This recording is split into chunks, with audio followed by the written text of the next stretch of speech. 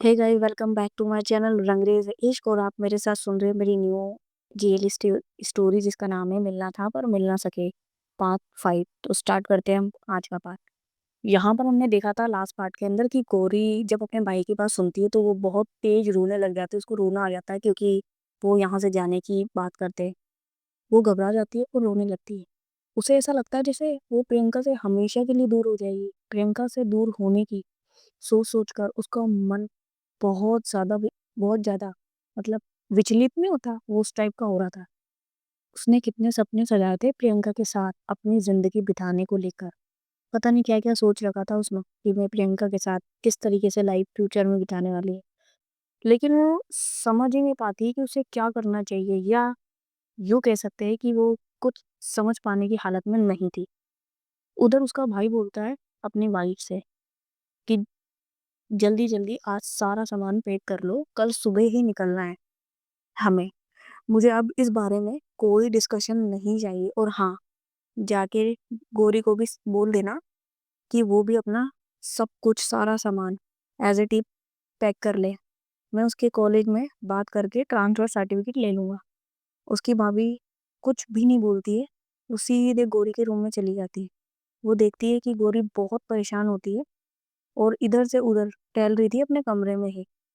वो चली जाती है और गौरी से पूछती है कि क्या हुआ, वो ठीक तो है ना? तो गौरी कुछ नहीं बोलती और अपनी भाभी को पकड़कर टाइटली हग करके रोने लग जाती है। उसकी भाभी पूछती है, "क्या हुआ बेटा? आपको आप इतना दर्द में हो, आपको आप रो क्यों रहे हो? कुछ हुआ है क्या?" तो गौरी कहती है कि भाभी मुझे नहीं करनी शादी। प्लीज़ आप भैया को समझाइए ना, अभी तो मेरी पढ़ाई भी कंप्लीट नहीं हुई है। उसकी भाभी कहती है, "बेटा पहले रोना बंद करो, मैं हूँ ना, समझाऊँगी आपके भाई को। वो अभी गुस्से में है, समझना मुश्किल है, उनको समझाना भी बहुत मुश्किल होगा। अभी के लिए जैसा वो कह रहे हैं ना, हमें वैसा ही कर लेते हैं, इसमें ही हमारी सबकी भलाई है, बाकी बाद में देखेंगे। अभी आप अपना बैग पैक कर लो, हमें जाना होगा।" गौरी कहती है, "भाभी ऐसा कितने दिन चलेगा? मैं भाई की पोस्टिंग की वजह से ठीक से अपनी पढ़ाई पूरी नहीं कर पाती। ये साल भी मेरा वेस्ट हो जाएगा, मैं नहीं जाऊँगी यहाँ से। उनको जहाँ जाना होगा चले जाएँगे।" "अच्छा, अब तुम्हारी इतनी हिम्मत हो गई कि अपने भाई के फैसले पर सवाल खड़ा करोगी?" उसका भाई पीछे से बोलता है। वो सुन लेता है इसकी बात। गौरी पीछे मुड़ के देखती है तो उसका भाई खड़ा होता है। गौरी डर जाती है बहुत तेज। वो कुछ नहीं बोल पाती है। गौरी का भाई कहता है कि किसी भी कीमत पर तुम लोगों को ये शहर छोड़ना ही पड़ेगा। चुपचाप अपनी पैकिंग कर लो, वरना पता है ना मैं क्या कर सकता हूँ। और वो वहां से चला जाता है ये सब बोल के। गौरी अपनी भाभी से गले लगकर हक हक करके बहुत तेजी से रोने लगती है। उसकी भाभी उसे समझाती है। गौरी ना चाहते हुए भी जाने के लिए रेडी हो जाती है। उसको ऐसा लगता है कि अब तो जाना ही पड़ेगा क्योंकि उसके भाई ने बहुत ही तेजी से चिल्ला के बोला था। क्योंकि गौरी अपने भाई की रिस्पेक्ट भी करती थी और वो उससे डरती भी बहुत थी। गौरी और उसकी भाभी की पूरी रात पैकिंग करने में ही गुजर जाती है। इसीलिए वो प्रियंका को इन्फॉर्म नहीं कर पाती। और एक तरफ से वो इतना स्ट्रेस ले लेती होती है कि उसे किसी चीज़ की सुध ही नहीं थी कि वो कर क्या रही है और उसके साथ क्या हो रहा है। वो बस एक रोबोट की तरह काम किए जा रही थी, बस जैसा बोला जाता वैसे कर रही थी।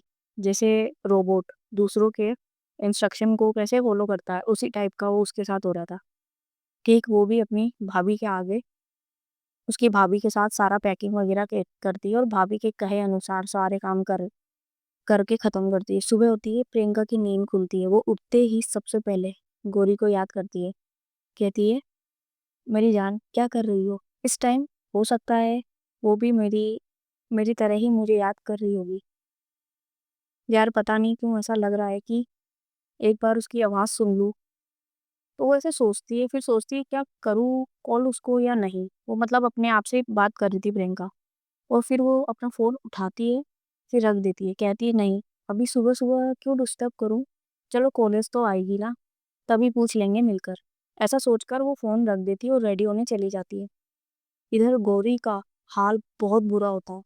वो अपने फ़ोन में बार-बार उसकी पिक देख रही होती है और उसे किस कर रही थी, मतलब फ़ोन के वॉलपेपर पे जब उसकी फ़ोटो आ रही थी, तो वो बार-बार उसको देख के किस करती है।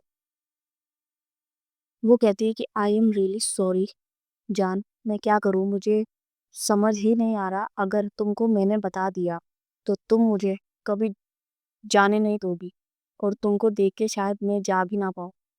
लेकिन मुझे जाना होगा। मुझे नहीं लगता हम दोनों का एक साथ को फ्यूचर है। ये सोसाइटी के जो ठेकेदार बैठे हैं ना, कभी हमें एक होने ही नहीं देंगे। मैं तुमसे हद से ज़्यादा प्यार कर बैठी हूँ और मुझे भी नहीं पता कब, कहाँ और कैसे। लेकिन मैं अपने प्यार के लिए कुछ नहीं कर पाऊँगी, शायद यही हमारी कहानी का अंत है। तब तक उसका भाई रूम का डोर नॉक करता है और कहता है, "गोरी तुम रेडी हो तो चलो, हमें जल्दी निकलना होगा। सफ़र बहुत लंबा है।" गोरी कहती है, "हाँ भाई, आती हूँ।" और फिर वो अपने आँसू को पोंछती है अच्छे से और अपने मुँह को फेस वॉश करती है और फिर बाहर चली जाती है। बाहर उसकी भाभी देखती है तो वो समझ जाती है कि गोरी रोई है, लेकिन वो कुछ नहीं कहती है। ये लोग सारा सामान गाड़ी में पैक कर पैक करके निकल जाते हैं, रख कर। एक नए शहर में जो गोरी की लाइफ को पूरी तरह से बदल के रख देता है। इधर प्रियंका कॉलेज जाती है तो उसको गोरी वहाँ पर नहीं मिलती तो वो परेशान हो जाती है। वो उसे कॉल करती है, लेकिन गोरी का फ़ोन स्विच ऑफ होता है। मतलब वो फ़ोन कर ही आ रही थी और उसका फ़ोन स्विच ऑफ आ रहा था। अब तक तो प्रियंका फ़ोन करती है तो स्विच ऑफ बता रहा था। प्रियंका अब बहुत ज़्यादा वरीड हो जाती है, वो परेशान होने लगती है। वो समझ ही नहीं पा रही थी कि आखिर यार बात क्या है? गौरी अपना फ़ोन क्यों ऑफ किए? सब कुछ ठीक तो है ना? वो इसी ख़्याल में खोई हुई थी। तभी एक लड़की आती है कॉलेज में और बाकी लड़कियों से कहती है, "ए, तुम लोगों को पता है वो न्यू एडमिशन थी ना गौरी गुप्ता, उसने कॉलेज से ट्रांसफ़र ले लिया है। उसका भाई आया था, उसका ट्रांसफ़र सर्टिफ़िकेट लेने के लिए।" ये बात जब प्रियंका सुनती है तो भाई वो तो बिल्कुल ही सुन्न हो जाती है। वो वहीं खड़ी-खड़ी बस रोबोट ही बन जाती है, जैसे स्टैच्यू कर दिया उसने। उसको यकीन ही नहीं हो रहा था। उसे गौरी से ऐसी उम्मीद ही नहीं थी। लेकिन वो दूसरे ही पल सोचती है कि हो सकता है अपने फैमिली के दबाव में आकर उसके भाई का ट्रांसफ़र हो गया हो। उसने मुझे बताया था कि उसके भाई का आए दिन ट्रांसफ़र होता रहता है। लेकिन गौरी को एक बार मुझसे बात तो करनी चाहिए थी यार। बट ऐसा भी तो हो सकता है कि उसका फ़ोन ऑफ हो गया हो, वो बता नहीं पाई हो। प्रियंका अपने आप में ये सोचती है, वो बस अपने आप में ही बातें करती है कि हो सकता है कि शायद उसका कॉल बंद हो गया हो इसलिए वो कॉल नहीं कर पाई है। मुझे कॉल करेगी, हाँ, ज़रूर मुझे कॉल करेगी। भला ऐसा हो सकता है कि वो मुझसे दूर हो जाए। क्या हुआ? अभी हम लोग दूर है तो कॉल से तो बात कर ही लेंगे। हाँ, ये सही रहेगा। मतलब ये सब कुछ प्रियंका अपने मन में ही सोच रही थी। ऐसे ही वो खुद से ही बात करती रहती है और खुद को सँभालती है। इस आधार पर कि हमारा प्यार सच्चा है, वो मुझसे ज़रूर कॉन्टैक्ट करेगी। इधर गौरी अपने फ़ोन से सिम निकाल के तोड़ देती है और अपने फ़ोन से प्रियंका की सारी यादें डिलीट कर देती है। जितनी भी तस्वीरें थी, सब कुछ थी, मतलब वो सब कुछ ख़त्म ही कर चुकी थी वो। उसकी एक-एक पिक, उसका व्हाट्सएप चैट, सब कुछ, और फिर कार का काँच खोल के अपना मुँह विंडो से बाहर निकालती है और फिर एक गहरी साँस लेती है। इधर गौरी उससे कॉन्टैक्ट करेगी ऐसा सोचकर प्रियंका खुद को कॉलेज में बिज़ी रखती है और फिर घर आके वेट करने लगती कि गौरी कब उसे कॉल करेगी। यहाँ तक अगर देखें तो गौरी के लिए सब कुछ खत्म हो गया होता। प्रियंका के प्रियं प्रियंका के साथ बिताया हुआ उसका एक-एक पल उसके लिए धुंधला होता जा रहा था। ठीक वैसे ही जैसे उस शहर की छवि जैसे-जैसे दूर जाने पर धुंधली होती जा रही थी। गौरी सोच रही होती है कि शायद यहीं तक हमारा सफ़र था, शायद यहीं तक उसका और मेरा साथ भाग्य में लिखा हुआ था।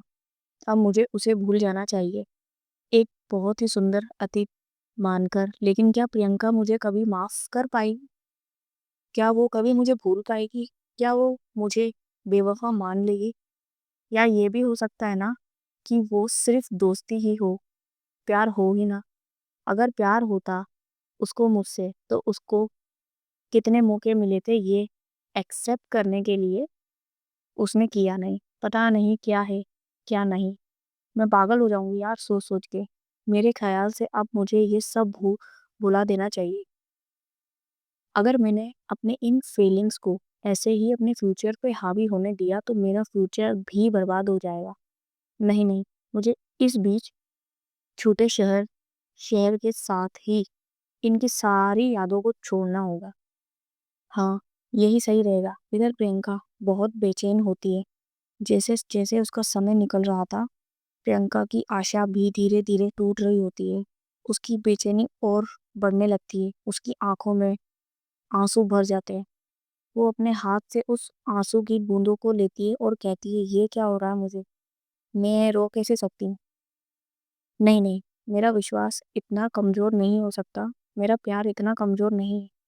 मैं क्या करूँ मुझे कुछ समझ में नहीं आ रहा। वो अपनी रूम की सारी चीज़ें उठा-उठा कर फेंकने लगती है। उसके पास काँच की गिलास पड़ी होती है, वो उठा के अपने हाथ के साथ ही उस गिलास को दीवार में दे मारती है, उसका हाथ बहुत बुरी तरह से ज़ख्मी हो जाता है। कुछ टूटने की आवाज़ सुनकर नीचे से उसकी माँ दौड़ती हुई ऊपर रूम में आती है, तो देखती है कि सारा सामान रूम का बिखरा हुआ था। वो देखती है कि उनकी बेटी दीवार के सहारे बैठी हुई है, अपने सर को घुटनों में छुपाए हुए और रो रही थी। हाथ से खून बह रहा था, पूरे हाथ उसके खून से सने हुए थे। ये हालत देखते तो प्रियंका की माँ का जो होश थे वो दोनों ही उड़ जाते। बेसिकली देखा जाए तो प्रियंका सिंगल चाइल्ड थी, तो अपनी माँ के लिए वो उसकी सब कुछ थी और पापा दूसरी कंट्री में जॉब करते थे। प्रियंका की माँ दौड़ के जाती है और उसे उठाती है, कहती है, "बेटा, तुम ठीक हो ना? ये अपनी क्या हालत बना रखी है आपने? और ये काँच कैसे लगा आपको?" प्रियंका कुछ नहीं बोलती, बस उसकी आँखों से लगातार आँसू बह रहे होते हैं। फिर अचानक उसकी आँखें धीरे-धीरे बंद होने लगती है, वो बेहोश हो जाती है। उसकी माँ ये हालत देखकर और घबरा जाती है, वो डॉक्टर को कॉल करती है और बुलाती है। डॉक्टर आता है, वो प्रियंका को चेक करता है और ट्रीटमेंट करता है। वो बताता है कि प्रियंका का बीपी लो हो गया था, इसीलिए वो बेहोश हो गई थी। लगता है इसने ज़्यादा ही टेंशन ले लिया है और फिर इसका हाथ में भी चोट आई थी। मिसेज वो बोलता है, मिश्रा जी, इतना टेंशन इतनी कम उम्र में ये सही नहीं है। आप इसका डबल ख़्याल रखिएगा, मैं चलता हूँ। उसकी माँ डॉक्टर को बाहर छोड़ के आती है, वो प्रियंका के पास बैठती है। उसका हाथ पकड़ के कहती है, "बेटा, आपको कौन-सी बात की टेंशन हो गई है, जो आपने ये सब कर डाला? मैं आपकी माँ ही नहीं, एक अच्छी दोस्त भी तो हूँ ना। आप भी तो कहती हो ना कि मैं बेस्ट मम्मा हूँ, तो फिर आप अपनी बेस्ट मम्मा से चीज़ें कैसे छुपाने लगी?" प्रियंका कहती है, "मम्मा, मैंने कुछ नहीं छुपाया।" "चुप, अब एक और शब्द नहीं। झूठ मत बोलना मेरे से, मैं तुम्हारी माँ हूँ बेटा, सब समझ जाती हूँ। तो मुझे मत बनाओ।" उसकी माँ कहती है, प्रियंका सोचती है कि अगर मैंने बता दिया मम्मी को कि मैं लेस्बियन हूँ, तो पता नहीं कैसा रिएक्ट करेगी मेरी मम्मी। नहीं, नहीं, मैं कुछ नहीं बता सकती। हाँ, ये सही रहेगा। और ये सारी चीज़ें जब प्रियंका सोचती है, तो वो बहुत डर जाती है और सोचती है मैं अपनी मम्मी को ये सारी बातें नहीं बताऊँगी। वैसे तो वो गलत नहीं सोच रही होती है, क्योंकि ये जो लेस्बियन या गर्ल्स के साथ लव करना ये सारी चीज़ें एक ऐसा ही टॉपिक है जिसको लेकर लोगों के दिमाग में एक ही चीज़ आती है कि शायद ये एक बीमारी है, चलो डॉक्टर के पास लेके चलते हैं। जिससे संबंधित व्यक्ति दिमागी रूप से बीमार हो जाता है और फिर वो कुछ असामान्य हरकतें करने लगता है। क्योंकि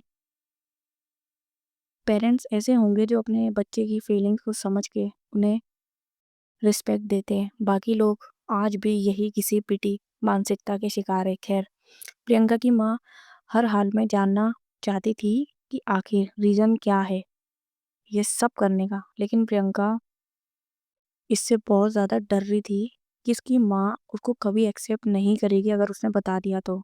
वो कुछ नहीं बताती, वो कह देती है कि बस टेस्ट में मेरे मार्क्स कम आए थे, इसीलिए डिस्टर्ब थी। आपको तो पता ही है पढ़ाई के लिए मेरा जुनून क्या है, इसीलिए मैं थोड़ा डिस्टर्ब थी। उसकी माँ कहती है कि पढ़ाई की चिंता मत करो इतनी सी उम्र में इतना टेंशन लेना सही नहीं है। आप कम मार्क्स भी लाओगी तो भी मैं कोई दबाव नहीं डालने वाली तुमसे।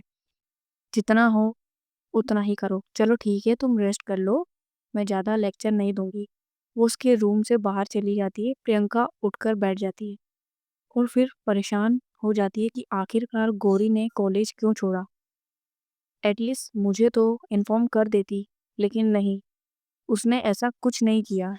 फिर भी मैं श्योर हूँ कि वो मुझसे प्यार तो बहुत करती है और अगर ऐसा है तो वो ज़रूर मुझसे कॉन्टैक्ट करने की कोशिश करेगी। ऐसे सोचकर वो थोड़ा-सा सुकून की साँस लेती है। ऐसे ही प्रियंका इंतज़ार करते हुए एक दिन बिताती है, फिर दूसरा दिन गुज़रता है, फिर तीसरा दिन, ऐसे करते हुए 1 सप्ताह गुज़र जाता है, लेकिन गौरी का कोई समाचार नहीं मिलता। वो अब धीरे-धीरे समझ लेती है कि अब गौरी उससे कभी नहीं मिलेगी, लेकिन वजह क्या थी कि उसने मेरे साथ ये किया? नहीं रहना था, अगर मुझसे रिश्ता नहीं रखना था तो ठीक है ना, एक बार मुझसे कह तो दिया होता। अब मुझे खुद ही पता लगाना होगा कि आखिर गौरी है कहाँ, लेकिन ये कैसे पता चलेगा? वो फिर सोचती है हाँ, एक जगह है जहाँ से मुझे पता चल सकता है कि गौरी कहाँ गई है। वो तुरंत रेडी हो जाती है कॉलेज जाने के लिए। जब रेडी होके नीचे आती है तो उसकी माँ पूछती है कि कहाँ जा रही है? तो प्रियंका कहती है, "ओ मम्मी, मैं कॉलेज जा रही हूँ, मुझे कुछ ज़रूरी असाइनमेंट बनाना है।" मैं तो तुमको कब से बोल रही थी कि कॉलेज जाओ, बट नहीं, 1 हफ्ते से तुम कॉलेज ही नहीं गई। अब जा रही हो तो अच्छे से पढ़ना, उसकी माँ ये बोलती है। प्रियंका कहती है, "ठीक है मम्मी, मैं चलती हूँ।" और वो कॉलेज जाती है। कॉलेज पहुँचने के बाद सोचने लगती है कि प्रिंसिपल सर से कैसे पूछूँ? फिर भी गौरी के साथ बिताए पलों को याद करके वो अपने अंदर हिम्मत लाती है। वो ऑफ़िस में जाती है और पूछती है, "मे आई कम इन सर?" "यस, कम इन" प्रिंसिपल कहता है उसको। प्रियंका, "सर वो मुझे" प्रियंका कहती है, "सर वो मुझे आपसे कुछ पूछना था।" सर कहते हैं, "यस प्रियंका, पूछो क्या पूछना है?" प्रियंका कहती है, "सर वो न्यू एडमिशन थी गौरी गुप्ता, वो कॉलेज नहीं आ रही है। आपको इस बारे में कुछ पता है?" सर कहते हैं, "हाँ, उसके ब्रदर ने उसका इस कॉलेज से ट्रांसफ़र करा लिया है। वो बता रहा था कि उसकी पोस्टिंग हो गई है किसी और शहर में। इसीलिए उन लोगों को वहीं शिफ्ट होना पड़ेगा।" प्रियंका कहती है, "क्या आपको पता है कि किस शहर में गए हैं वो लोग?" सर कहते हैं, "नहीं, मुझे कैसे पता होगा? बाय द वे तुम क्यों पूछ रही हो?" प्रियंका कहती, "ऐसे ही सर, वो मेरी फ्रेंड थी इसीलिए सोचा पूछ लूँ। वो सब ठीक है ना? ओके सर, मैं चलती हूँ।" वो आकर अपनी क्लास रूम में बैठ जाती है और सोचने लगती है कि अब कैसे पता करूँ कि गौरी कहाँ है। वो घर आती है और चुपचाप अपने रूम में चली जाती है। उसकी माँ कहती है कि इसको क्या हो गया? ऐसे तो ये नहीं थी। प्रियंका रूम में जाती है, अपना बैग रखती है और सीधे बाथरूम में चली जाती है। वो वहाँ शावर ऑन कर देती है और उसके नीचे बैठ जाती है और भीगती रहती है। काफ़ी टाइम तक बैठी रहती है वो और वो अपने हाथों को दीवार पे मारने लग जाती है। खुद को एक बार फिर से दर्द देने लगती है। तभी उसे गौरी की वो बात याद आती है कि अ, प्रॉमिस करो मुझसे प्रॉमिस करो तुम कि आज के बाद कभी मेरे लिए खुद को चोट नहीं पहुँचाओगी। ये याद आते ही वो नीचे बैठ जाती है और फूट-फूट कर रोने लगती है। करीब 1 घंटे तक वो ऐसे ही भीगती रहती है। फिर सोचती है कि ऐसे रोकर क्या फ़ायदा? किसके लिए मैं इतना रो रही हूँ? उस खुदगर्ज़ इंसान के लिए जिसने एक बार भी मेरे बारे में नहीं सोचा। एक बार ये नहीं सोचा कि मैं मर रही हूँ या ज़िंदा हूँ। क्यों गौरी क्यों? क्यों किया तुमने ऐसा? मुझे इतनी बड़ी सज़ा क्यों दिया? और मेरी हालत ऐसी है कि ना जी सकती हूँ, ना ही मर सकती हूँ। सच में, ये मोहब्बत बहुत दोगली चीज़ है। अच्छे खासे इंसान को बर्बाद कर देती है। ऐसे ही वो बहुत देर तक खुद से बातें करती हुई रोती रहती है। फिर वो वॉशरूम से बाहर आती है और खुशी को कॉल करती है। खुशी उसकी वही वाली फ्रेंड होती है जिसने प्रियंका को ये एहसास कराया होता है कि उसका प्यार गलत नहीं है। खुशी कॉल उठाती है और कहती है कि आज कैसे याद कर लिया मोहतरमा? आज कौन-सा दिन है? प्रियंका कुछ नहीं बोलती और रोने लगती है। खुशी कहती है, "अरे यार क्या हुआ? ऐसे क्यों रो रही है?" प्रियंका कहती है, "तू घर आ सकती है मेरे?" खुशी कहती है, "हाँ, लेकिन ये तो बता तू रो क्यों रही है?" प्रियंका कहती है, "प्लीज़ तू मेरे घर आ जा वरना मैं खुद को कुछ कर लूँगी।"